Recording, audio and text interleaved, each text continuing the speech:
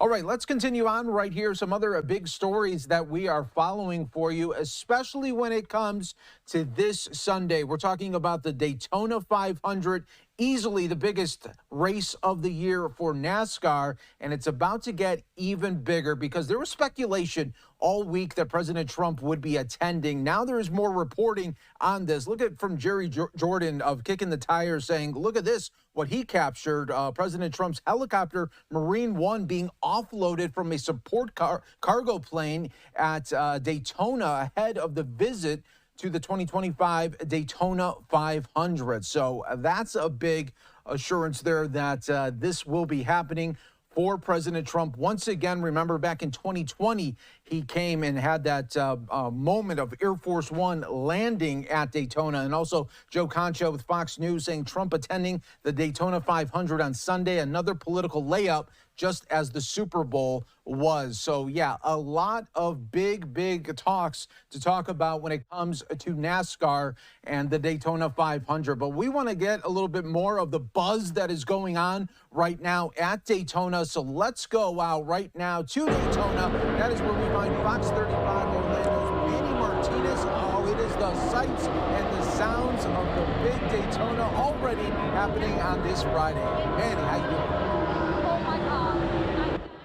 Mike, I am doing well, especially here that we are at the Speedway. We have a little bit of cloud cover here, so it keeps it cooler for everyone here tonight. Temperatures in the low 70s, high 60s. It feels really nice. It's a nice Florida Friday. We have the Truck Series races tonight, the Xfinity Series races tomorrow, the Daytona 500 on Sunday. You talked about the rumors, the speculation that President Trump will be here on Sunday.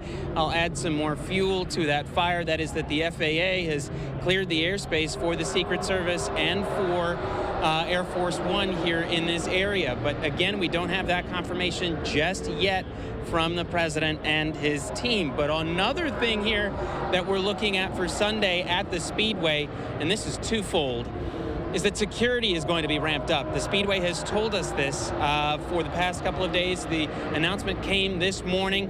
Get here early if you're coming to the track because there will be other and extra screening processes at the entry gate, so expect to see a long line. But then you also have the rain factor. There is rain that is in the forecast for the later hours of the race. So NASCAR has moved up the start time of the Great American Race that you can watch on your local Fox station by an hour. Start time now 1:30. The green flag will drop at 2 o'clock. So when you add that, the start time moving up, and extra security because there's a potential that the president could be at the track, you can expect to see an onslaught of people at the gates and having to wait to get in, certainly understandable. So we did speak with some fans about these changes in terms of the weather and beating the weather. Here's what one of them had to say.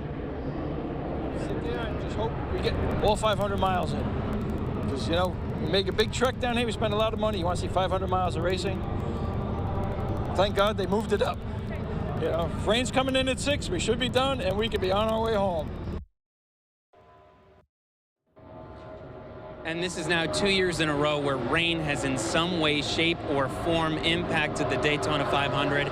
This year, it's moved up by an hour. Last year, it was pushed back by an entire day, only the second time in Daytona 500 history at that point that the race had been pushed back to Monday. The other time was in 2012. That race ran on a Monday night, didn't finish until after midnight. You may remember there was a long red flag because a driver slammed into a jet dryer that caught fire. Hopefully none of that happens on Sunday. But again, we're watching and we are waiting for that confirmation that President Trump may be here at the Speedway on Sunday to take in the Great American Race like he did now 5 years ago, and the Beast even took some laps around the track, Mike. Yeah, that was a moment there, and quite memorable for so many, and it looks like it could happen once again for President Trump to be in attendance there. So, Manny, thanks so much for joining us, as always, on Live Now from Fox on the preview of the Great American Race. We appreciate it, as always, and you can watch the Daytona 500 on Fox on Sunday Again, that coverage starting at 1:30 Eastern. And right here on Live Now from Fox, we will have preview coverage all Sunday morning right here on Live Now from Fox. But let's continue on, give you a little bit of perspective on how the drivers are getting ready for that big race. Like, there's a lot of people that wish they could be a race car driver professionally. I think from the outside looking in, it looks pretty easy, right? Racing professionally is more than meets the eye.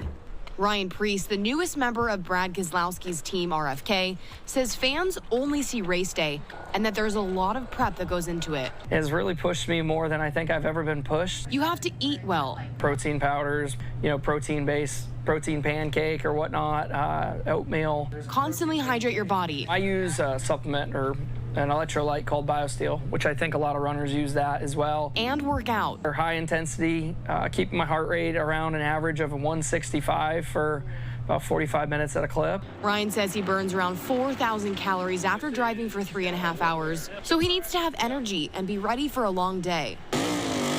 Most people can't go, an hour without, going to the bathroom on a road trip. But Ryan says the most important part of prepping for any race is making sure that you have an insane amount of mental focus. When I strap in the race car, I'm not thinking about, man, what happens if I wreck on lap 5 or lap 199. He says focusing on what could happen can distract drivers from what's actually in front of them, so your fear has to fly out the window. I'm thinking about, how do I end up in victory lane? Thankfully, Ryan has a great support system. His RFK team, his dad, Jeff, who raced before him and got him into the sport, and his wife and daughter cheering him on. I'm lucky that my wife actually raced against me. I met her at a racetrack, and she raced, so she understands the risks that are involved in this. And reporting for the Daytona International Speedway, Marley Capper, Fox 35 News. All right, all our thoughts with the drivers. Hope they have a great race and stay safe on Sunday there.